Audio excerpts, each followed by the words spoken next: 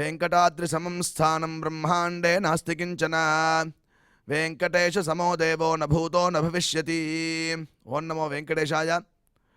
तिरुमला तिरुपति देवस्थानम श्री वेंकटेश्वरा भक्ति चैनल इணைந்து வழங்கும் ஸ்ரீமத் பகவத்கீதை பாராயணத்திற்கு அனைவரையும் வரவேற்கிறோம். மூகம் கரோதி வாசாலம் அங்கும் லங்கயதே கிரிம் யத்கிருபாதமஹம் வந்தே பரமானந்த மாதவம்.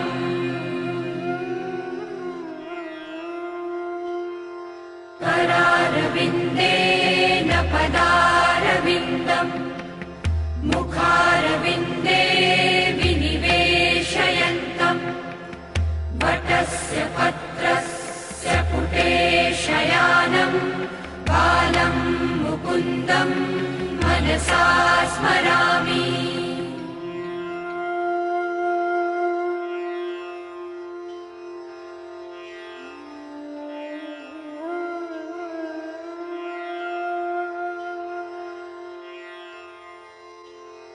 वसुदेवसुतं देवं कंसचाणूरमर्दनं देवकी परमानन्दं कृष्णं वन्दे जगद्गुरुम्.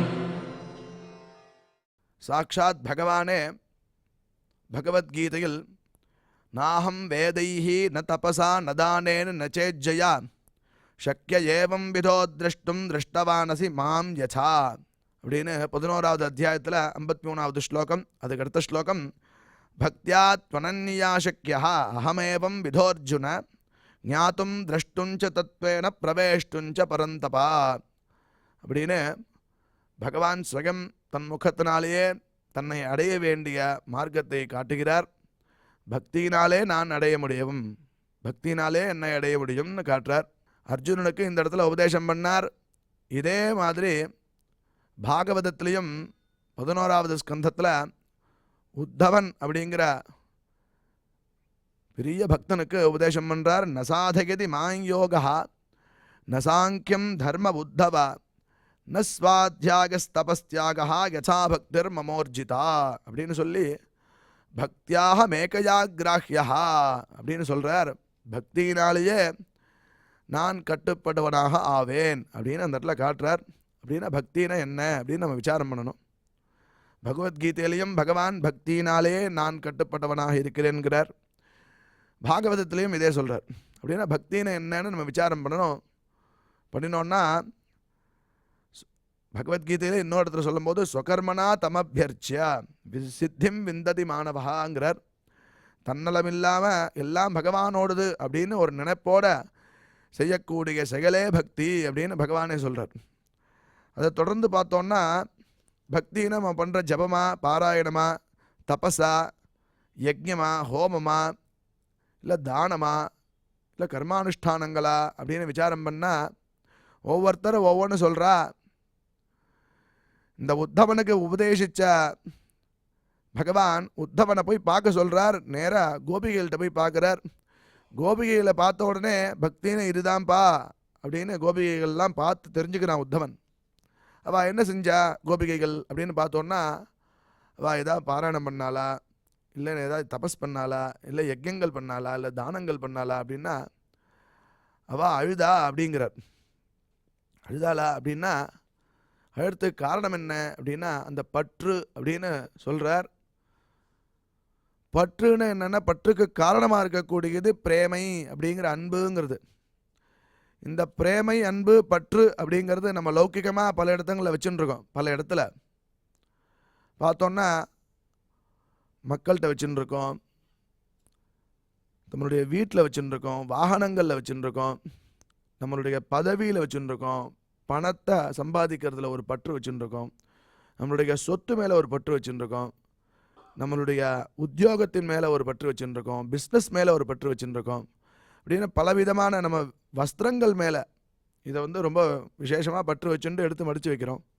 பலவிதமான பற்றுகள் நம்ம பார்த்துட்டு இருக்கோம். நாட்டு மேலே வைக்கிறோம், நாட்டுப்பற்று, மொழி மேலே வைக்கிறோம், மொழிப்பற்று, அப்படின்னு பலவிதமான பற்றுகள் நம்ம பார்க்குறோம். பற்றுன்னா என்னன்னு புரியறது, ஆனால் பக்தின்னு என்னன்னு புரியலே அப்படின்னா, இந்த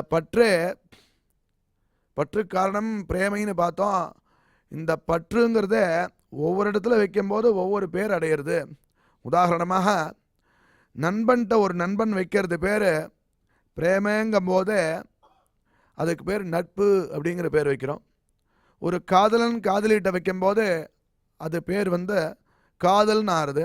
ஒரு தாய் மகன்கிட்ட வைக்கும்போது வாத்சல்யம் அப்படின்னு ஆகிறது. இந்த பற்று பல விடங்களில் பல பேர்கிட்ட வைக்கும்போது பலவிதமான பேரை அடைகிறது. அதுபோலயே பகவான்கிட்ட வைக்கும்போது இதுக்கு பேர் பக்தி அப்படின்னு காட்டி கொடுக்குறார். அதை சொல்கிறதுக்கு நம்மளுடைய நம்மாழ்வார் திருவாழ்மொழியில் பற்றுடை அடியவர்க்கு எளியவன் பிறர்க்கு அறியவித்தகன், பற்றுடை அடியவர்க்கு எளியவன் அப்படின்னா பக்தியோட தன்னலமில்லாமல் எவனொருவன் அவனை போய் அடையிறானோ அவனுக்கு அடைய தகுந்தவனாக இருக்கான். பிறர்க்கு அறிய வித்தகன், பிறர்க்கு அப்படின்னு சொன்னால் மற்ற சாதனங்களுக்கு அறியறதுக்கு ரொம்ப கஷ்டப்படுவான். பாக்கி உள்ள சாதனங்கள்லாம் அவனை அடைய முடியாது. பக்தி அன்புன்னு பிரேமன்னு பார்த்தோம் இல்லையா, அந்த பற்று வேணும். ஏன் அப்படின்னா எளியவே அப்படின்னு கூப்பிட்றார் கடைசியில் பாசுரத்தில். ரொம்ப சௌலபியமானவன் பகவான், அவனை அடையிறதுக்கு இதெல்லாம் வேண்டாம், அன்பு ரொம்ப முக்கியமாக தேவைப்படுறது. இதை சொல்லும்போது நம்மாழ்வார் பாதி சொல்லிட்டார், மதுரகவி ஆழ்வார் எழுதின்றிருக்கார். சொல்லின்னு இருக்கும்போதே மலர்மகள் விரும்புனம் அரும்பெருளடிகள் மத்தொரு கடைவெண்ணை கலவினில் உறைவிடையா புண்டு அப்படின்னு சொல்லும் போதே மூர்ச்சி ஆயிட்டாராம். அப்பேற்பட்ட பிரம்மாதி தேவதைகளுக்கே கிடைக்க முடியாத பரமாத்மாவானவன் யசோத அவள் மத்த உடைச்சப்புறம் அவனை தூக்கி கட்டுறா உரல்ல. நீ மத்த உடைச்சி வெண்ணெய் எடுத்து சாப்பிட்றான், அவனை தூக்கி கட்டுறா, இங்கே நில்லு அப்படின்னு சொல்லி மிரட்டுறா. மிரட்டினோடனே மிரண்டு போய் நின்னானா. அவள் எடுத்து கட்டுறாளாம். யசோதை கட்டுறதுக்கு காரணம் என்ன? இவனை கயிறு அறுக்க முடியாதா, இல்லை கட்டுப்படாமல் இருக்க முடியாதா? இருந்தாலும் கட்டுப்பட்டானா. அதுக்கு காரணம் என்னென்ன? பகவானுடைய வாத்சல்யம், பகவானுடைய சௌலபியம், யசோதையினுடைய வாத்சல்யம் அப்படின்னு காட்டி கொடுக்கறது சாஸ்திரம், நம்மளுடைய புராணங்கள்லாம். இப்படி சொன்னோடனே மதுரகவி ஆழ்வார் நம்மாழ்வார் மூர்ச்சி ஆகிட்டாராம். 6 மாதம் கழித்து ஏந்தாராம் பாக்கி சொல்கிறதுக்கு. அதுவரையும் அவருடைய சிஷ்யராகிய மதுரகவி ஆழ்வார் அதை வச்சுட்டு அப்படியே எப்போ வேணால் ஏந்திருப்பார். ஏஞ்சு சொல்லலாம். அதை எழுதுறதுக்கு திருப்பி ஏஞ்சாராம். ஏஞ்சு திருப்பி அவர் சொன்னப்புறம் திருப்பி எழுதினாராம். எந்திரம் உரலினோடு இணைந்து இருத்தேங்கிய எளியவே அப்படின்னு முடிக்கிறார். இவ்வளோ சௌலபியமான பரமாத்மாவே, நீ இவ்வளோ சௌலபியமாக இருக்க, பற்று யார்கிட்ட இருக்கோ அவன்கிட்ட தான். பற்றுன்னா இங்கே பிரேமன்னு பார்த்தோம், பக்தின்னு பார்த்தோம், அந்த அன்புன்னு பார்த்தோம். இந்த அன்பு யார்கிட்ட இருக்கோ அதுதான், அவனுக்கு தான் நான் அடங்குவேன், அவனுக்கு தான் நான் ஆட்படுவேன் அப்படின்னு பகவான் பகவத்கீதையிலையும் சொல்கிறான். அதே மாதிரி பாகவதத்திலையும் சொல்கிறான். அப்பேற்பட்ட பகவத்கீதை பாராயணம் நாம் செஞ்சுருக்கோம். இந்த பக்தி ஏற்படுறதுக்குத்தான் தேவஸ்தானமும் இதே மாதிரி பலவிதமான தொழில்நுட்பத்தை வச்சுண்டு பாராயணங்கள் இத்தியாதிகள்லாம் பிரகாசப்படுத்துகிறார். அதுக்கு முதல்ல நம்ம குரு பிரார்த்தனை மற்றும் சங்கல்பத்துடன் இன்றைய நிகழ்ச்சியை துவங்கலாம்.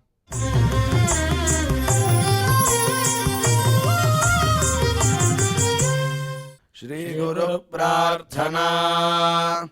குரு பிரம்மா குருர் விஷ்ணுர் குருர்தேவோ மகேஸ்வரः குரு சாக்ஷாத் பரம் பிரம்ம தஸ்மை ஸ்ரீ குரவே நமः.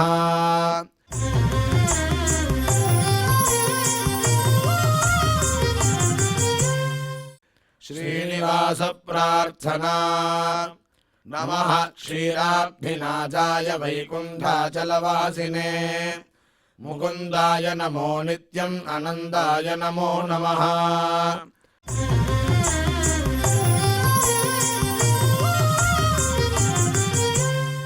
अथ श्रीमद्भगवद्गीता पारायण संकल्पः.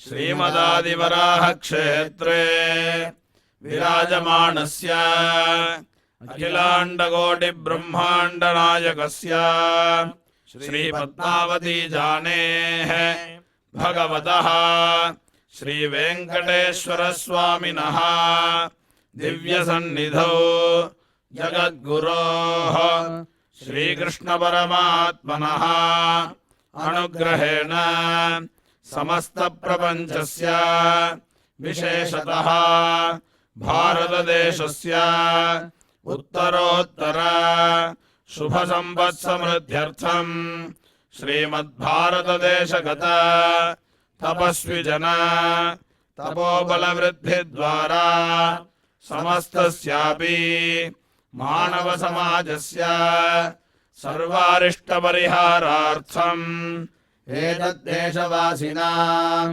सर्वेषां सज्जनानां योगक्षेमार्थम् राष्ट्रविरोधिनां निबर्हणद्वारा जनानां चित्तशान्ति चित्तस्थैर्य सन्तोषादि अभिवृद्ध्यर्थम् एतद्देशवासिनां परस्परविद्वेष परस्परनिन्दा परस्परहिंसादीनां निवृत्त्यर्थम् परस्परसौमनस्य सिद्ध्यर्थम् समस्तपापक्षयार्थम् श्रीमन्नारायणप्रीत्यर्थम् श्रीपरमेश्वरप्रीत्यर्थम् श्रीमद्भगवद्गीतायाः अखण्डपारायणम् करिष्यामहे।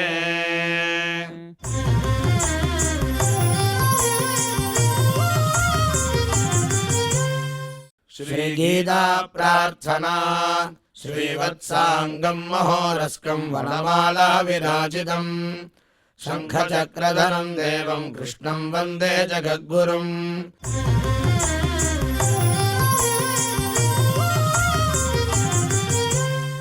पार्थाय प्रतिबोधिताम् भगवता नारायणेन स्वयम् व्यासेन ग्रथिताम् पुराणमुनिना मध्ये महाभारतम् अद्वैतामृतवर्षिणीम् भगवतीम् अष्टादशाध्यायिनीम् अम्ब त्वामनुसन्ददामि भगवद्गीते भवद्वेषिणीम्।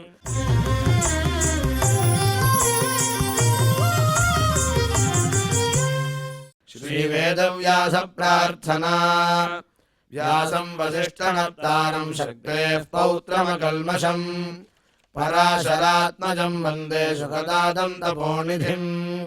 यत्र योगेश्वरः कृष्णो यत्र पार्थो धनुर्धरः तत्र श्रीर्विजयो भूतिर्ध्रुवाणि धर्मधर्ममा।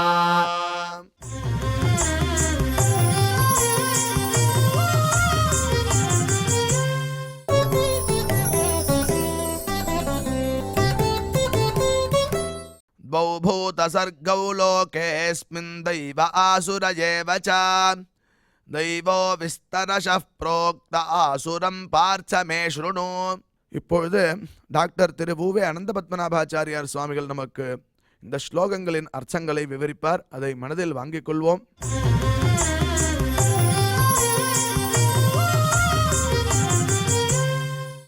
द्वौ भूतसर्गौ लोकेऽस्मिन् दैव आसुर एव च दैवो विस्तरशः प्रोक्तः आसुरं पार्थ मे शृणु।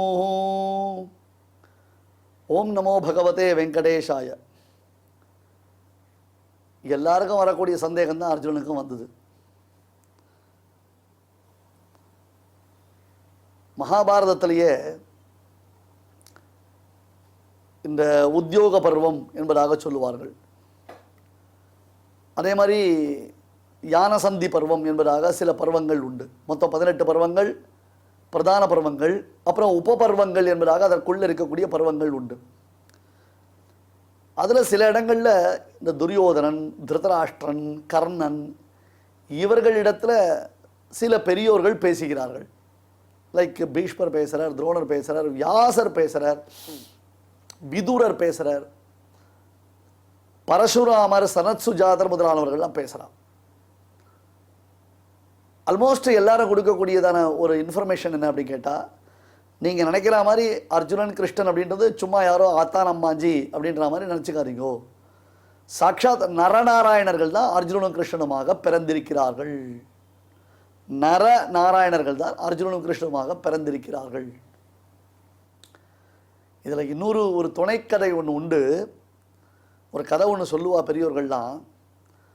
சஹஸ்ர கவச்சன் என்று ஒரு அசுரன் இருந்தானாம். அவன் எப்படின்னா, ஒரு கவச்சம் பிளந்ததுன்னா அதுக்குள்ளே இன்னொரு கவச்சம் ரெடி ஆகிடும். அந்த ஒரு கவச்சம் பிளந்துட்டு இருக்குச்சு, இன்னொரு கவச்சத்தையும் பழக்கணும். இன்னொரு கவச்சம் அது மேலே இன்னொரு கவச்சம் முளைக்கிறதுக்கு நம்ம டைம் கொடுக்கக்கூடாது. அந்த மாதிரி அந்த சகஸ்ர கவச்சனுடைய தானே 1000 கவச்சத்தை பிளக்கணும், 1000 கவச்சத்தை பிளக்கணும். அப்போ எல்லாரும் விஷ்ணுவினிடத்தில் வந்து முறையிட்ட பொழுது விஷ்ணு நரன் நாராயணன் அவதாரம் எடுத்து இந்த சகஸ்ர கவச்சனோட சண்டை போட்டாராம். இவர் ஒரு கவச்சத்தை பிளந்து ரெஸ்ட் எடுக்கிறதுக்குள்ள அடுத்தது நரன் யுத்தம் பண்ணி அடுத்த கவச்சத்தை பிளப்பான். உடனே நாராயணன் மறுபடியும் வருவான், உடனே நரன் மறுபடியும் வருவான். இப்படியாக 999 கவச்சங்கள் பிளக்கப்பட்டன. அதன் பிறகு ஏதோ சில காரணங்களினால ஒரு கவச்சம் பிளப்பது தடைப்பட்டது. அந்த சஹஸ்ர கவச்சன்றதான அசுரன் தான் இப்போ கர்ணனாக கவச்சத்துடன் பிறந்திருக்கிறான். அவனை கொல்வதற்காகத்தான் நரன் நாராயணனாக பகவான் மறுபடியும் அவதாரம் பண்ணி வாசுதேவன், கிருஷ்ணன், பார்த்தன் என்று அர்ஜுனனும் பிறந்திருக்கிறார்கள். ஆகையால் ஒரு கான்செப்ட் என்ன முக்கியமா அப்படின்னு கேட்டால், நராம்ஷ ஜுஷ்டேன தனஞ்சயேன என்று சுவாமி வேதாந்தரேஷகன் யாதவாபியுரிய மகாகாவியத்தில் காண்பிக்கிறார். நரன் நாராயணன் இவர்கள் தான். ஒருத்தன் உபதேஷ்டா, மற்றொருத்தர் உபதேசன். அதாவது உபதேசம் செய்பவர் ஒருவர், உபதேசத்தை பெறுபவர் ஒருவர். உபதேசம் செய்பவர் எதை நினைத்து உபதேசிக்கிறாரோ அதற்கு ஏற்றாற் போலே கேள்விகளை கேட்டு தெளிவு பெறுவது என்பது உபதேசிக்கப்படுபவன் செய்ய வேண்டிய காரியம். அதை இன்னொருத்தர்கிட்ட போய் கொடுத்தா அந்த அசைன்மெண்ட்டை எல்லாம் சொதப்புறானதுக்கோசரம் அவரே பார்த்தார். யார்? பெருமாளே. தானே நரன், தானே நாராயணன்ட்டு. அர்ஜுனன் கேட்டான், இங்கே பாரு, ஒரு குலத்தில் பிறந்துட்டதுனால மட்டுமே ஒருத்தனுக்கு தெய்வாம்சம் வந்துடாது. இப்போ இரண்யகசிபுன்னு ஒருத்தர் தான் சுவாமி. இரண்யகசிபு அசுரன் தானே? கரெக்டு. ஆனால் அசுரன் குலத்தில் பிறந்த பிரகலாதனுக்கு தெய்வாம்சம் உண்டு. நல்லா கவனிக்கணும். இரண்யகசிபு அசுரன், அவன் குலத்தில் பிறந்தவன் யார்? பிரகலாதன். அசுர குலத்தில் பிறந்த பிரகலாதனுக்கு தெய்வாம்சம் உண்டு. உண்டா இல்லையா? இருந்துதா இல்லையா? வேற அந்த தெய்வாம்சம் பொருந்திய பிரகலாதனுக்கு அசுர சுபாவம் இல்லை. கரெக்டா? தெய்வாம்சம் பொருந்திய இரண்யகசிபு பிரகலாதனுக்கு அசுர சுபாவம் இல்லை. Okay, fine. இன்னும் எடுத்துக்கோங்க. ராமாயண கதை தெரியல உங்களுக்கு? ராமாயணத்தில் சித்திரகூடத்தில் சீதாதேவி இருந்த பொழுது ஒரு காக்கா சீதாதேவியினுடைய திருமார்பை கொத்தி ரொம்பவே ஹிம்சை பண்ணித்து. தெரியுமோ இல்லையோ? சித்திரகூடத்திருக்க சிறு காக்கை முளை தீண்ட என்று பெரியாழ்வார் பாசுரம் பாடினார். அது என்ன விசேஷம்? ஒரு காக்கா. உடனே ராமன் பிரம்மாஸ்திரம் விட்டான். சபித்ரா ச பரித்யக்தா சுரை சமஹர்ஷிபிஹி த்ரீலோகான் சம்பரிக்ரம்ய தமேவ சரணங்கதா. தந்தையாராலையும் தாயாராலையும் எல்லாராலையும் மகர்ஷிகளாலையும் எல்லாராலையும் கைவிடப்பட்டு எத்திசையும் உழன்றோடி இழைத்து விடும் காகம் போல் ஓடி ஓடி களைத்து போய் இனிமே போகிறதுக்கு தனக்கு வழி இல்லை, தனக்கு வேற வக்கு இல்லைன்றதா மாதிரி பெருமாள் திருவடி வாரத்தில் வந்து விழுந்தான் காக்காசுரன். யாரு? காக்காசுரன். யாரு? காக்காசுரன். அசுரன்னா அசுரன். இரண்யகசிபு, இரண்யாக்ஷன், பிரகலாதன் இவர்களை போல அசுரன் தானே? இல்லை இல்லை. அப்போ காக்காசுரன் காக்காசுரன் தான். ஆனால் அவன் யார் தெரியுமா? அவன் இந்திரனுடைய பிள்ளை ஜெயந்தன். போருமா? என்ன சுவாமி? ஆமாம், இந்திரன் தெரியுமோ உங்களுக்கு? ரைட்டு. இந்திரனுடைய பிள்ளை ஜெயந்தன் பேர். ராவணன் கிரிமினலா அல்லது இந்த காக்கா கிரிமினலா? ராமாயணத்தில் த மோஸ்ட் வாண்டட் கிரிமினல் யார்? ராமாயணத்தில் த மோஸ்ட் வாண்டட் கிரிமினல் யார்? காக்காசுரனா அல்லது ராவணனான்னு கேட்டால், இன்ஃபேக்ட் ராவணனை நாம் நல்லவன்னு மன்னிச்சு விட்டுடலாம். ஏன்னா அவன் சீதையை தூக்கின்னு போனான், லங்கையில் சிறை வச்சான். அவளை உன்னை பெண்டாண்டுடுவேன், நான் உன்னை எப்படியாவது அனுபவிச்சிருவேன், எனக்கு ஒன்றும் பெரிய கஷ்டம் இல்லை, ராமனால் வர முடியாதுன்னு அவளை அவயவங்களை பார்த்து அங்கங்களை பார்த்து காமப்பிரயுக்தனா பச்சை பச்சையாக நல்ல பல வார்த்தைகள் பேசினான். அவளை மிரட்டினான், உருட்டினான், பயமுறுத்தினான், அவ்வளவுதான். ஆனால் இந்த காக்கா என்ன பண்ணித்து, பிராட்டியினுடைய திருமார்பை தீண்டி அதிலிருந்த ருதிரத்தையும் மாமிசத்தையும் புஜித்தது. ராவணனுடைய நகம் கூட சீதாதேவி மேல படல, தூக்கி வரைச்சே விடுவோம். சீதாதேவியை ராவணன் டச் கூட பண்ணல. இந்த காக்கா என்ன பண்ணிது, பிராட்டி திருமேனியை தீண்டி ரத்தத்தையும் மாம்சத்தையும் சுவைத்தது. அப்போ யார் the most wanted dangerous criminal Ramayana? Kakasuran. சுவாமி சுரஹானா தேவனுக்கு பேர், சுரஹானா தேவர் அப்படின்னு அர்த்தம். ந சுரஹா அசுரஹா, தெய்வாம்சம் தெய்வத்தன்மை இல்லாதவன் அசுரன் பேர். இரண்யகசிபு இரண்யாக்ஷன்னா அசுரன், தெய்வத்தன்மை கிடையாது. இந்திரன், அக்னி, வருணன், யமன் இவெல்லாம் யார்? தேவர்கள். சுராகான்னு பேர் அவளுக்கெல்லாம்.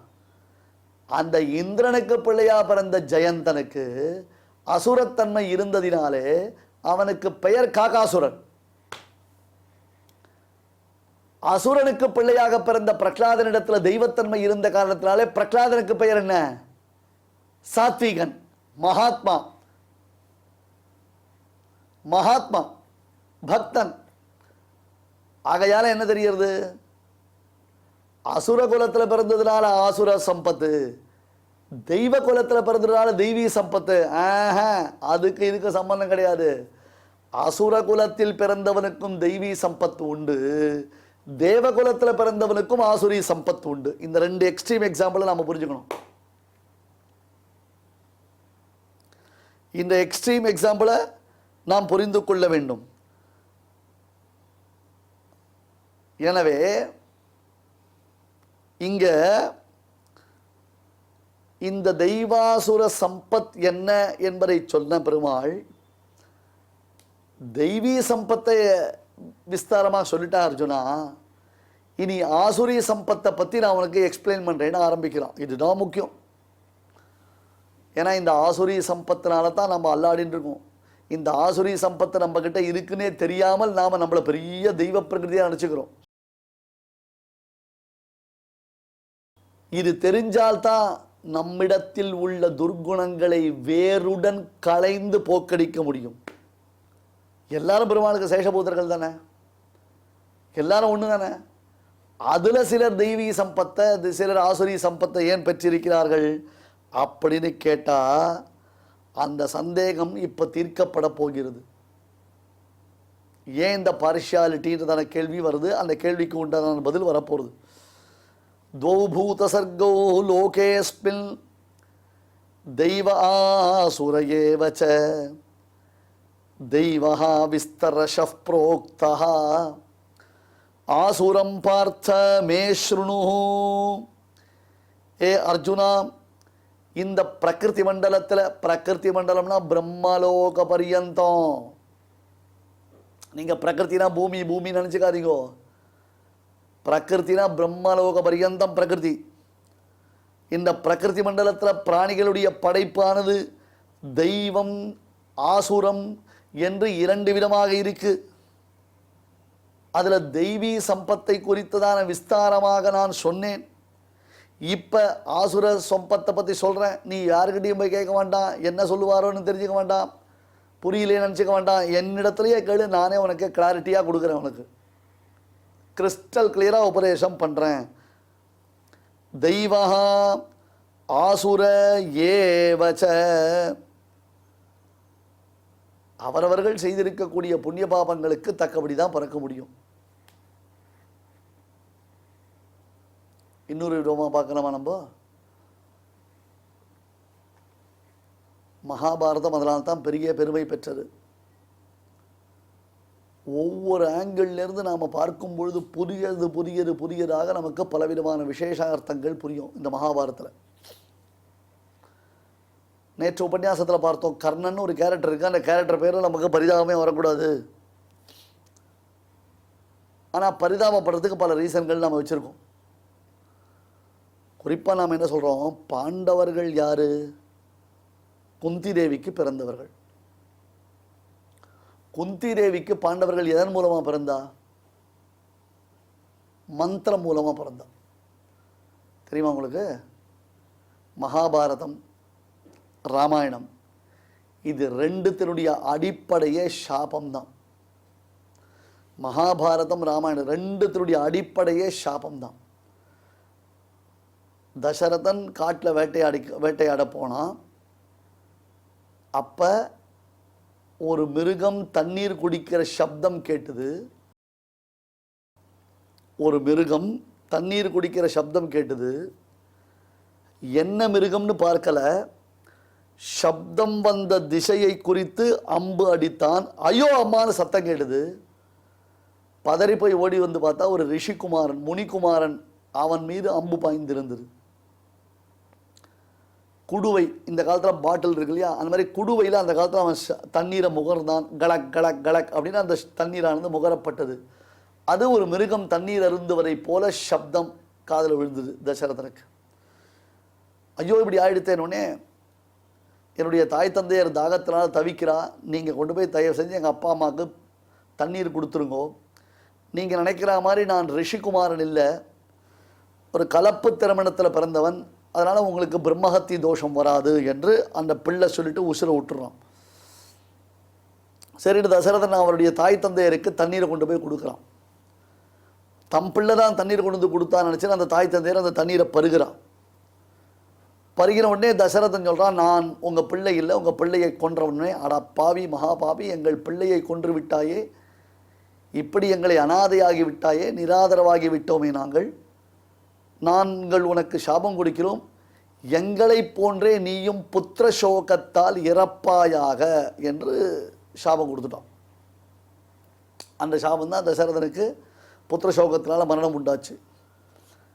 இது எல்லாத்துக்கும் முன்னாடி ஒரு விஷயம் பார்த்தோம். வால்மீகி மகரிஷி நதியில் ஸ்நானம் பண்ண போனார். அங்கே ஆண் பெண் 2 பறவைகள் ஒன்றுக்கொன்று கொஞ்சி குலாவி கொண்டிருந்தன. குரூரகுணம் படைத்த வேடுவன் ஒருவன் அந்த ஆண் பறவையை அடித்து வீழ்த்தினான். உடனே மகரிஷியினுடைய கோபம் தலைக்கேறியது. அவர் நீ செத்து தொலைவாயாக என்று அந்த வேடுவனுக்கு சாபம் அளித்து விட்டார். இது ஒரு சாபம், தசரதனுக்கு ஒரு சாபம். இணை, அதாவது ஒருத்தருக்கு ஒருத்தர் சேர்ந்திருக்கும் பொழுது அந்த இணையை நாம் பிரிக்கக்கூடாது. அது பறவைகளாக இருக்கலாம், விலங்குகளாக இருக்கலாம், மனிதர்களாக இருக்கலாம். அப்படி ஒருத்தருக்கு ஒருத்தர் சேர்ந்திருக்கும் பொழுது அந்த இணையை பிரிக்கக்கூடாது. ஒரு நாள் பாண்டு மகாராஜா வேட்டைக்கு சென்றான். அங்கே மான் உருவில் ஒரு மகரிஷி தன் மனைவியுடன் மகிழ்ந்திருந்தார். மான் உருவை கொண்ட ஒரு மகரிஷி தன் மனைவியுடன் மகிழ்ந்திருந்தார். இவன் அடிச்சுட்டான். உடனே அந்த மகரிஷி சாபம் கொடுத்தார் பாண்டுவுக்கு. உனக்கு தர்மசாஸ்திரம் தெரியாதா? இப்படி ஒரு தப்பு பண்ணிட்டீங்க நீ. ஒன்றுக்கொன்று சேர்ந்திருக்கும் பொழுது அந்த இணையை அடிக்கக்கூடாது என்பது சாஸ்திரமாயிற்றே. இதை மீறின காரணத்தினாலே நீ உன் மனைவியுடன் சேர்ந்தாயானால் இறந்து விடுவாய் என்று அந்த மகரிஷி சாபம் கொடுத்துட்டார். அப்போதான் பாண்டுவுக்கு கல்யாணம் ஆயிருக்கு, சின்ன வயசு. எவ்வளோ பெரிய கொடூரமான சாபம் இது. அதனால தான் நம்ம எல்லாத்துலேயும் ஜாக்கிரதையாக இருக்கணும். நாம் எந்த ஒரு காரியத்தை செய்தாலும் ரொம்ப ஜாக்கிரதையாக இருக்கணும். நம்ம இதை நினச்சி பாண்டு ரொம்ப வருத்தப்பட்டான். பாண்டுவுக்கு 1க்கு 2 மனைவிகள், ஒருத்தி குந்தி, மற்றொருத்தி மாத்ரி. சரிட்டு இவர்களை அழைத்து கொண்டு பாண்டு காட்டில் இருந்தான். திருதராஷ்டிரங்கிட்ட ராஜ்யத்தை ஒப்படைச்சிட்டு இப்போ காட்டில் இருக்கச்சே ஒரு நாள் மனைவியின் இடத்துல சொல்கிறான், எனக்கு பிள்ளை வேண்டாமா, சந்ததி வேண்டாமா, எனக்கு பிள்ளைகள் பிறக்க வேண்டாமா, எனக்கு பிள்ளை இல்லாமல் மனசு வருத்தமாக இருக்குன்னுச்சே. குந்தி தேவி சொல்கிறா, இதுக்கு ஒரு வழி இருக்குது, நமக்கு வரத்தினால குழந்தைகளை பெற்றெடுக்கலாம்னு. சரின்றா. உடனே இவள் தர்ம தேவதையை உபாசிக்கிறா, வாயு தேவதையை உபாசிக்கிறா, இந்திரனை உபாசிக்கிறா. அப்புறம் அஸ்வினி தேவதைகளை உபாசிப்பதற்கு உரிய மந்திரத்தை மற்றொரு சக்களத்திரம் பாண்டுவினுடைய மற்றொரு மனைவியான மாத்ரிக்கு உபதேசம் செய்கிறாள். அந்த மந்திரத்தின் மூலம் பெற்றெடுக்கப்பட்ட பிள்ளைகள் தான் தர்மபுத்திரன், பீமசேனன், அர்ஜுனன், நகுல சகதேவர்கள். அவன் 2 பேரும் ட்வின்ஸ். நகுல சகதேவர்கள் யாரு? 2 பேரும் ட்வின்ஸ். இப்பெல்லாம் சிகிச்சை மூலமாக பிறக்கக்கூடியதான குழந்தைகள் பெரும்பாலும் ட்வின்ஸில் இருக்கா. நம்ம பார்க்குறோம்ல, இரட்டையர்களாக இருக்கா. அந்த மாதிரி அந்த காலத்தில் அவள் ட்வின்ஸாக பிறந்தா. அதில் ஒரு நாள் என்ன ஆயிடுது, குழந்தைகள் பிறந்திருக்கா, எல்லாரும் காட்டில் தான் இருக்கா. ஒரு நாளைக்கு பாண்டுவுக்கு தன் மனைவி மாதிரியின் இடத்துல அதிகமான காதல் உண்டாகிற்று. அதில் ஒன்றும் தப்பு கிடையாது, மனைவியின் இடத்துல வைக்கக்கூடிய காதல் ஒன்றும் தப்பே கிடையாது. ஆனால் மகரிஷி கொடுத்த சாபத்தை மறந்துட்டான். ஆனால் தன்னுடைய மனைவியை அவன் நெருங்கும் பொழுது அவனுக்கு மரணம் சம்பவித்து விட்டது. தன் கணவனின் மரணத்திற்கு தானே காரணமாய் அமைந்து விட்டோமே என்னும் வருத்தத்தினாலே மாதிரியும் கணவனுடன் சேர்ந்து உடன்கட்டை ஏறிவிட்டால் மேலே கதை போகிறது. இது பாண்டவர்களுடைய கதை போகிறது, போகட்டும். இதை இங்கே நான் இவ்வளவு தூரம் விவரணம் பண்ணதுடைய நோக்கம் என்ன என்றால், அந்த குந்தி தேவிக்கு மந்திரத்தின் மூலமாக பிறந்த பாண்டவர்கள் அத்தனை பேரும் பரமசாத்விகர், நல்ல எண்ணம் கொண்டவர்கள், நல்ல செயலை செய்பவர்கள். கிருஷ்டாஸ்ரயாக கிருஷ்ணபலாக கிருஷ்ணநாதாச்ச பாண்டவாக. கண்ணன் கண்ணன் கண்ணன் கண்ணன் எல்லாத்துலேயும் கண்ணனிடத்தில் அவர்கள் ஒப்படைத்து கண்ணனையே எல்லாமுமாக நினைத்து கண்ணனிடத்திலேயே பிரதிபத்தி கொண்டவர்கள் இந்த பாண்டவர்கள். ஆனால் இதே குந்தி தேவிக்கு இந்த வரம் இதற்கு முன்பாக, அதாவது அவள் திருமணமாவதற்கு முன்பாகவே இந்த வரத்தை பெற்றிருந்தாள். அந்த வரம் அவளுக்கு கிடைத்த பொழுது, மந்திரம் அவளுக்கு கிடைத்த பொழுது, அந்த மந்திரத்தின் மகிமைதனை பரிசோதிக்க எண்ணினாள் குந்தி தேவி. அங்கதான் விபரீதம் நடந்தது. ஒரு மகரிஷி தனக்கு வரம் கொடுத்துட்டாரு, உண்மையிலேயே அது பிரயோஜனமா, அதை யூஸ் பண்ண முடியுமா, அப்படி யூஸ் பண்ணினா நமக்கு தேவையானது கிடைக்குமா தனக்கு என்று பரீட்சை செய்வதற்காக அவள் அந்த மந்திரத்தை பிரயோகித்தாள். அந்த மந்திரத்தினால் பிறந்த பிள்ளைத்தான் கர்ணன், சூரியனுடைய குமாரன், சூரியகுமாரன். அப்புறம் குந்தி தேவி பயந்து போய் தான் கன்னிகையா இருக்கச்சே இந்த மாதிரி மந்திரத்தினால் தனக்கு பிள்ளை பிறந்துட்டேன்னு பயந்துட்டான்றதெல்லாம் மேலே கதை போகிறது. இங்கே பாருங்கள், இதெல்லாம் மகாபாரதத்துடைய ஒரிஜினல் ஸ்டோரிஸ். இதை விரும்ப வச்சுன்னு ட்ரால் பண்ணிட்டு நம்ம வேடிக்கை பேசிட்டு இருக்க வேண்டாம். இதெல்லாம் சாஸ்திரியமான அழகான கதைகள். இதில் நிறைய உள்பொருள் என்பது அதிகமாக நிறைந்துள்ளது. நாம் மேலெழுந்து வாரியாக கதையை மட்டும் பேசிட்டு கான்ட்ரவர்சியாக பேசக்கூடாது. இங்கே தேவையான அம்சம் என்னென்னா, குந்தி தேவியின் இடத்துல குந்தி தேவிக்கு மந்திரத்தினால் பிறந்தவன் யார்? கர்ணன். அப்போ கௌந்தேயன்னா அர்ஜுனனும் கௌந்தேயன் தான், கர்ணனும் கௌந்தேயன் தான். பார்த்தன்னா கர்ணனும் பார்த்தன் தான், அர்ஜுனனும் பார்த்தன் தான். ஆனால் பாண்டவர்களுக்கு ஏற்பட்டிருக்கக்கூடிய தெளிவு, பாண்டவர்களுக்கு ஏற்பட்டிருக்கக்கூடிய தெய்வானுக்கிரகம், பாண்டவர்களுக்கு ஏற்பட்டிருக்கக்கூடிய நல்ல சிந்தனை கர்ணனுக்கு இருக்கோ? இல்லை. கர்ணன் கிட்ட இது எதுவுமே கிடையாது. இந்த குவாலிஃபிகேஷனில் எந்த குவாலிஃபிகேஷன் கர்ணன் கிட்ட கிடையாது. ஆரம்பத்திலிருந்து அகங்காரம் அகங்காரம் அகங்காரம் தான். பாண்டவர்கள் அழியணும், பாண்டவர்கள் அழியணும், பாண்டவர்கள் அழியணும் தான் யோசித்தோம். இப்போ என்ன தெரிஞ்சுக்கணும், நம்ம இந்திரனுக்கு பிள்ளையா பிறந்தான் காக்கா ஜெயந்தன், காக்காசுரன் அசுர சுபாவத்தோடு விளங்கினான். கடோத்கஜன் பீமனுக்கு பிள்ளையா பிறந்தவன், ஆனால் வேதத்தை தூஷிக்க ஆரம்பித்த காரணத்தினாலே அவனுக்கு மரணம் சம்பவித்தது என்பதை பார்த்தோம். இரண்டகசிபுவுக்கு பிள்ளையாக பிறந்தான் பிரகலாதன், பரம பாகவதோத்தமனாக விளங்கினான். அதே குந்திக்கு கர்ணனும் பிள்ளையாக பிறந்தான், பாண்டவர்கள் மீது மற்றவர்கள் பிள்ளையாக பிறந்தார்கள். அந்த பாண்டவர்களிடத்தில் இருந்த சாத்வீகம் என்பது கர்ணனிடத்தில் இல்லை. அவரவர்கள் கர்மாவை அனுசரித்து ஏற்படக்கூடிய விபாகங்கள், வித்தியாசங்கள் இவைகள். தெய்வம் என்றும் ஆசுரம் என்றும் பூத சர்க்கோ பிராணிகளுடைய படைப்புகள் இரண்டாகத்தான் இருக்கின்றன. நெடுநாளாக தனக்கு ஏற்பட்டதான புண்ணிய பாபங்களினாலே பரமாத்மாவுடைய உத்தரவை செயல்படுத்துவதற்காக சில பேர், இல்லை அந்த உத்தரவை மீறி நடப்பதற்காக சில பேர். எல்லா ஆத்மாக்களும் சமம் அப்படின்னு சொன்னாலும் சில பேரை சாஸ்திரம் விதித்த கட்டளையின்படி நடத்தும் வழியிலும், சில பேரை சாஸ்திரம் விதித்த கட்டளையை மீறி நடத்தும் வழியிலும் பரமாத்மா பிறக்கிறான்னா கீழே தெளிவாக சொல்லிட்டான். அந்த பாரு, அகர்த்தாரம் கர்த்தாரம் மாம் வித்தி. இதுக்கு அகர்த்தாவும் நான், கர்த்தாவும் நான். இதுக்கு எனக்கு சம்பந்தம் இல்லை, எனக்கு இதுக்கு சம்பந்தம் இருக்கு. இவர்கள் இப்படி பிறப்பதற்கு காரணம் அவரவர்களுடைய புண்ணிய பாப ரூபமான கர்மாக்கள் தான். அந்த புண்ணியபாப ரூபமான கர்மாக்களுக்கு ஏற்றார் போல பலப்பிரதானம் பண்ணக்கூடியவன் நான் என்று பகவான் சொன்னான். துவௌ பூத சர்கோ லோகேஸ்மின் தெய்வ ஆசுரயேவச தெய்வோ விஸ்தரஷ புரோக்தः ஆசுரம் பார்த்த மே ஸ்ருணு.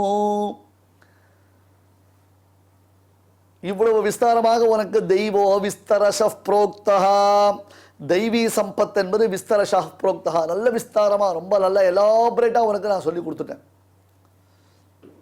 இப்ப ஆசுரிய சொல்றேன், இவெல்லாம் அப்படிதான் இருப்பான்னா, நல்லவர்களுக்கும் தீய பிள்ளைகள் பிறப்பது உண்டு. அதான் ஏகேன புஷ்ப விருக்ஷேன புஷ்பிதேன சுகந்தினா வாசிதம் தத் வனம் சர்வம் சுபுத்திரேன குலம் யதா. ஒரு குலம் இருக்கு, பரம்பரையா நாஸ்திகம் பேசக்கூடிய குலம், கடவுள் மறுப்பு கொள்கையை இருக்கக்கூடிய குலம். அந்த குலத்துல நடுவில் ஒரு நல்ல ஆஸ்திகனா பிரகலாதனை போல துருவனை போல ஒரு பிள்ளை பிறந்துட்டான்னு சொன்னான், எப்படி இருக்கும் தெரியுமா? பெரிய வேலிக்காத்தான் தோட்டம் ஒன்று இருக்குது, வேலிக்காத்தான் முள்ளில் அந்த தோட்டம் இருக்குது. அந்த தோட்டத்துக்கு நடுவில் பன்னீர் ரோஜா புஷ்பம் பூக்கக்கூடிய ஒரு அழகான செடி முளைச்சு கொடுத்துன்னா, அந்த பன்னீர் ரோஜா புஷ்பம் அதனுடைய வாசனை அந்த தோட்டம் முழுக்க மனம் வீசும். அதுபோல தீய எண்ணம் கொண்டவர்கள் இருக்கும் ஒரு குலத்தில் ஒரு நல்ல எண்ணத்துடன் பிள்ளை பிறந்து விட்டானே, ஆனால் அந்த குலத்திற்கு க்ஷேமம் சௌபாகியம் உண்டாகிறது. அதே போன்று நல்ல பன்னீர் ரோஜா தோட்டம் இருக்கக்கூடிய அழகான ஒரு இடம், அதற்கு நடுவில் காய்ந்து பட்டு போனதான ஒரு மரம் இருக்கு. திடீரென்று அந்த மரம் தீப்பிடித்து எரிந்தது என்றால் அத்தனை ரோஜா புஷ்பங்களும் கருகி போய்விடும். நல்ல மகான்கள் மகனீயர்கள் பிறந்த ஒரு குலத்தில் ஒரு கெட்ட பிள்ளை பிறந்து விட்டானால் ஏகேன சுஷ்க விருக்ஷேன தஹ்யமானேன வன்ஹினா தஹ்யதேஹி வனம் சர்வம் குபுத்ரேன குலம் யதா. அதான் சுபுத்திரனுக்கும் குபுத்திரனுக்கும் இருக்கக்கூடிய வித்தியாசம், நல்ல பிள்ளைக்கும் கெட்ட பிள்ளைக்கும் இருக்கக்கூடிய வித்தியாசம். அப்ப இந்திரனுக்கு ஜெயந்தன் பிள்ளையா பிறந்து என்ன பிரயோஜனம்? காக்காசுரன்னு பேர் வாங்கினான். அதே அந்த பிரகலாதன் தன்னுடைய வம்சத்தில் பிறந்த எல்லோரையும் கரத்தைத்தினான். நிருசிம்மன் பிரகலாதனுக்கு வரம் கொடுத்தார், உன்னுடைய வம்சத்தில் பிறந்தவர்களை நான் இனி கொல்லுவது இல்லை என்று பிரகலாதனுக்கு வரம் கொடுத்தார். அதனால தான் பலி மகாராஜனை கொல்லலை, நமுச்சியை கொல்லலை, பின்னாடி பானாசுரனை கொல்லலை. இவர்கள் எல்லாரும் பிரகலாதனுடைய வம்சத்தில் பிறந்தார்கள் என்னும் ஒரே காரணத்தினாலே. இப்போ யாரால் காப்பாற்றப்பட்டார்கள்? ஒரே ஒரு நல்ல பையன், ஒரே ஒரு சாத்விகன் பிறந்தான். அல்ல தெய்வம் என்றும் ஆசுரம் என்றும் பூதசர்கோ பிராணிகளுடைய படைப்பு என்பது இப்படி இருவகையாக இருக்கிறது. அவரவர்கள் பல ஆண்டுகளாக பல பிறப்புகளில் செய்திருக்கக்கூடிய புண்ணிய பாபத்திற்கு ஏற்றார் போலே ஆசுர பிரகிருதிகளாகவும் பிரகிருதிகளாகவும் தெய்வ பிரகிருதிகளாகவும் பகவான் அவர்களை படைக்கிறான். ஏன்னா அவனுடைய உத்தரவு, அவனுடைய கட்டளை இருக்கே, அதை ஃபாலோ பண்ணுறதுக்காகவும் அல்லது அதை மீறுவதற்காகத்தான் இவா படைக்கப்பட்டிருக்கா. ஒன்று தெய்வீ சம்பத்து இருந்தால் அதை ஃபாலோ பண்ணுவான், ஆசுரி சம்பத்து இருந்தால் அதை மீறிடுவான். அதனால தான் தெய்வீ சம்பத்து ஆசுரி சம்பத்துன்னு பெருமாள் என்ன பண்ணான், தெய்வம் ஆசுரம் என்று துவௌ பூத சர்கௌ ரெண்டு விபாகங்களை காண்பித்தான். தெய்வஹா விஸ்தரஷ புரோக்தா, என் கட்டளையின்படி நடக்கக்கூடியதான அவர்களுடைய பெருமை என்னால் விளக்கப்பட்டது. இப்பொழுது ஆசுரத்தை நான் விளக்குகிறேன். பிரஜஹாதி யதா காமான் தெய்வமேவா பரே யஜ்யம் சதுர்விதா பஜந்தே மாம். இந்த இடத்துல ஞானயோக கர்மயோக பக்தி யோகத்தை செய்யக்கூடிய மகான்கள் சொல்லப்பட்டிருந்தாலும் இங்க தெய்வ படைப்பு எந்த காரியத்திற்காக ஏற்படுத்தப்பட்டதோ அதை விஸ்தரித்து பேசுவதினாலே அபயம் சத்த சம்சுத்திகி என்பதிலிருந்து தொடங்கி சொல்லப்படும் தெய்வ சுபாவங்கள் இப்ப கீழே சொல்லப்பட்டதுடைய விசேஷங்களுடைய சங்கிரகம் என்று நாம் புரிந்து கொள்ள வேண்டும். அதுக்கு மேல சொன்னா மே ஸ்ருணு பரம ஆப்த தமன், என்னை காட்டிலும் உனக்கு வேண்டியவன் வேறு யாரும் இருக்க மாட்டா. அத்தகைய என் மூலமாகவே இதை கேட்டு அர்ஜுனா நீ தெளிவை அடைந்து கொள். முன் ஸ்லோகத்தில் நீ கவலைப்படாத, நீ தெய்வீ சம்பத்தை உடையவன் ஆறுதல் சொன்னான். இப்போ பரம ஆப்தனான நானே உனக்கு அதை விவரணம் பண்ணுறேன், நல்லா தெரிஞ்சுக்கோன்னா. தோபூத சர்கோ லோகேஸ்மின் தெய்வ ஆசுர ஏவச்ச தெய்வோ விஸ்தரஷ புரோக்தா ஆசுரம் பார்த்தமே ஸ்ருணு. ஸ்ரீமதே பகவதே பாஷ்யகாராய நமஹ. இப்பொழுது அடியான் சொல்றதை எல்லாரும் திருப்பி சொல்லுங்க. द्वौ भूतसर्गौ लोकेऽस्मिन् द्वौ भूतसर्गौ लोकेऽस्मिन् दैव आसुर एव च दैव आसुर एव च दैवो विस्तरशः प्रोक्तः दैवो विस्तरशः प्रोक्तः आसुरं पार्थ मे शृणु आसुरं पार्थ मे शृणु. இப்பொழுது நாம் அனைவரும் சேர்ந்து பாராயணம் செய்யலாம். द्वौ भूतसर्गौ लोकेऽस्मिन् दैव आसुर एव च दैवो विस्तरशः प्रोक्त आसुरं पार्थ मे शृणु. தெய்வத்தை ஆராதிக்கும் உன்னதமான வழிகளில் முதன்மையானது நாம சங்கீர்த்தனமே. அதை பற்றி சாஸ்திரம் சொல்லும் பொழுது கிருஷ்ணானுஸ்மரணாதேவ பாபசங்காத பஞ்சரம் சததா பேதமாயாதி கிரிர் வஜ்ரஹதோ யசா என்ற ஸ்லோகத்தை அழகாக விவரிக்கிறது. கிருஷ்ணானுஸ்மரணாதேவா, கிருஷ்ணனை ஸ்மரித்த மாத்திரத்திலேயே பாபசங்காத பஞ்சரம், பாப கூட்டம் என்ற ஒரு பெரிய கூண்டு இருக்கு. அந்த கூண்டை உடைச்சி எடுக்கணும்னு எதனால் உடைக்கணும்னா சததா பேதமாயாதி, நூற்றுக்கணக்காக உடைக்கிறாரா. எப்படி, யார் அப்படின்னு கேட்டோன்னே கிரிர் வஜ்ரஹதோ யசா, பெரிய பெரிய மழையெல்லாம் இந்திரன் வஜ்ராயுதத்தினால அடித்தா எப்படி உடஞ்சுதோ பழைய நாளில் மறைகளுக்கெல்லாம் ரெக்கை இருந்துதான். அதெல்லாம் ரெக்கைகள்லாம் சித்வா பண்ணினானா. அதனால தான் மெயினாக பருவம் சமுத்திரத்தில் போய் ஒழிஞ்சுண்டுதான். அது ராமாயண கதை நம்மளுக்கு தெரியும். அதுபோல் வஜ்ராயுதத்தை வச்சுண்டு மலைகள்லாம் ரெக்கைகள்லாம் வெட்டினானா. அப்போது பல துண்டாக உடஞ்சுதான் மலைகள்லாம். அது எப்படி உடஞ்சுதோ அதுபோல் பாப்ப சங்காதமானது, பாப்ப கூட்டமானது கிருஷ்ணனை ஸ்மரித்த மாத்திரத்திலேயே ஓடிடும் அப்படின்னு சொல்லப்படுறது. அப்பேற்பட்ட கிருஷ்ணானுஸ்மரணமாகிய நாம சங்கீர்த்தனத்தை இப்போ நாம் அனைவரும் கேட்டு மகிழ்வோம்.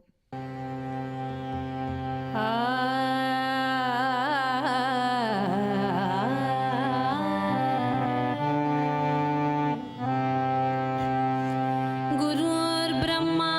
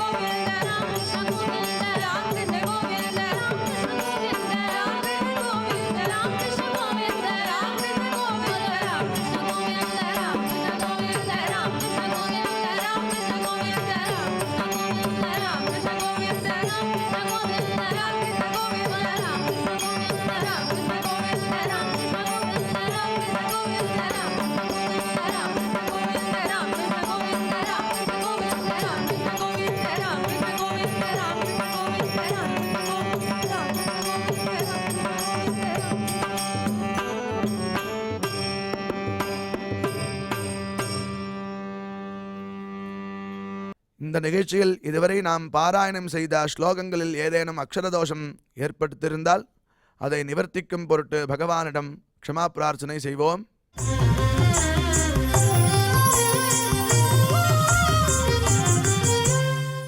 अथ क्षमा प्रार्थना यदक्षरपदभ्रष्टम् मात्राहीनम् च यद्भवेत् तत्सर्वम् क्षम्यताम् देवनारायण नमोऽस्तु ते.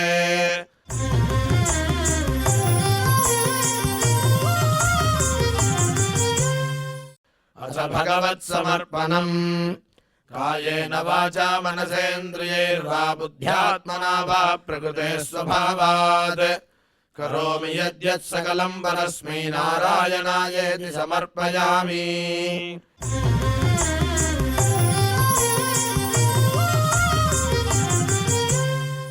अथ लोकक्षेम प्रार्थना सर्वे भवन्तु सुखिनः सर्वे सन्तु निरामयाः सर्वे भद्राणि पश्यन्तु मा कश्चित् दुःखभाग् भवेत्.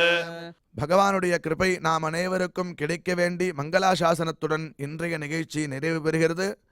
நாளை மீண்டும் இதே நிகழ்ச்சியில் சந்திக்கலாம். ஓம் நமோ வெங்கடேஷாய.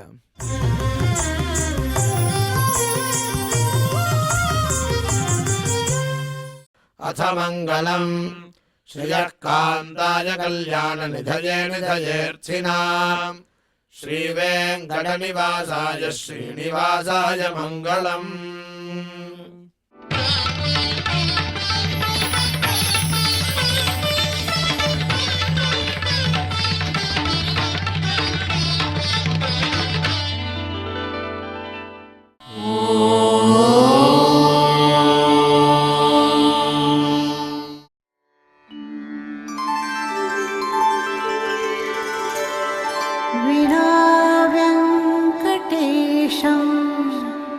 ननाथो ननाथः सदा वेङ्कटेशं स्मरामि स्मरामि.